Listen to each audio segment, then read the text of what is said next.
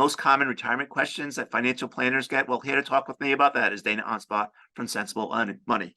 Dana, welcome. Hi, Bob. Great to be here. Great to have you here. So we're going through the list of the 10 most common retirement questions that you receive. We're on to number 6, which goes like this. Should I roll my 401k over into an IRA?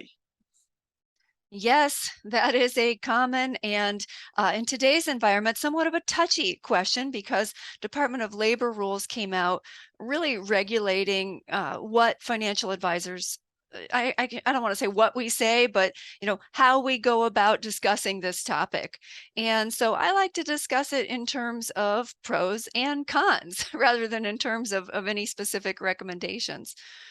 Some of the things that we see as people get near what we call the decumulation stage, right? They need now to take regular retirement paychecks out of their 401k, are that the 401k plan will often require what are called pro rata withdrawals. I should say often, I've seen them always require pro rata, meaning if you have a portfolio of different funds, they're going to require that you sell proportionately out of all of those funds. Well, sometimes, as we see in these markets, some things are down or up more than others. And most of the time when you're withdrawing, it makes a little more sense to be able to more selectively choose which asset classes you're going to sell to fund your withdrawals for the upcoming year. So that is something you're usually not able to do within a 401k plan. Another thing we've encountered is clients who want to do qualified charitable distributions beginning at age 70. You can only do those from IRA accounts. You can't do them from 401ks. Sometimes with smaller 401k plans, you can't have state taxes withheld.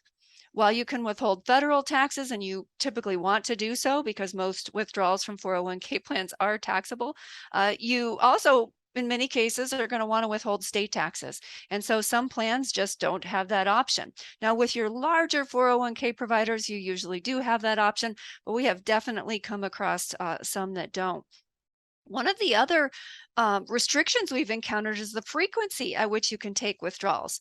We think it makes sense in retirement to set up a monthly or sometimes even bi-monthly paycheck, just like it is while we're working.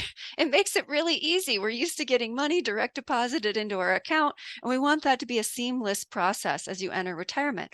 Well, some 401k plans only allow quarterly withdrawals. We've seen some that will allow monthly, but not bi-monthly withdrawals.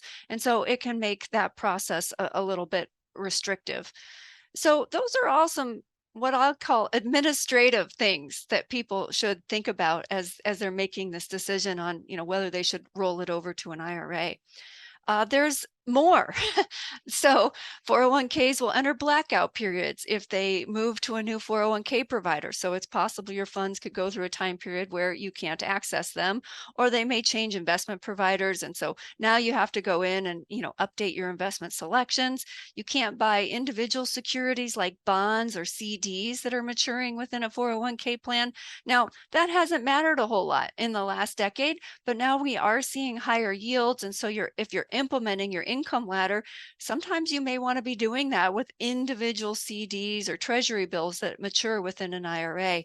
And again, you can't do that within a 401k plan. Those are all things to consider. Of course, there's fees to consider. So, your 401k plan may have less costly options than if you were going elsewhere. And the other thing to consider is just having a real person that knows you to call and talk to. Mm. And I think this value is often missed when we have this discussion. One of the things that clients of ours, and I'm sure clients of most financial advisors really appreciate, is someone who knows them. When I pick up the phone, I know my client's voice. Mm. When they email me, I know who they are. And so when we encounter, health issues, or we've had clients that were in the hospital, they've often introduced us to their children or other family members. We know who they are. And I know what that experience is like when you call a 1-800 number and you're trying to get something done and you have to wait on hold, and you get someone on the phone who's 3 months out of school and they're reading off a script. And so I think that is something we don't talk about enough when we're talking about this particular phase of life and the decision on whether you should roll over or not. Yeah. So two things in terms of leaving it behind that sometimes people mention. One is the fact that it's an ERISA plan, and there might be some bankruptcy protection there. And also, I think you've mentioned in the past there might be some investment options that are available that might not be available to a retail IRA, like stable value or GICs, for instance. Yes. So the first, if you do have creditor issues or potentially facing bankruptcy, each state has its own set of creditor protection laws. There are some times where you can roll that to an IRA and the bulk of that balance, the creditor protection, will follow that transfer, but you have to check with your individual state to see what those laws are. But if you anticipate creditor issues, there could be reasons where you would say, yeah, I need to leave that in the 401k plan. And then the second point you brought up were certain investment options. So I'll give you an example. I have a client who has a 401k plan that has a stable value fund in it, and that was yielding significantly more than we could get in equivalent safe, low volatility investments outside the 401k plan. So we left a significant amount of their balance in that plan to take advantage of that particular investment option.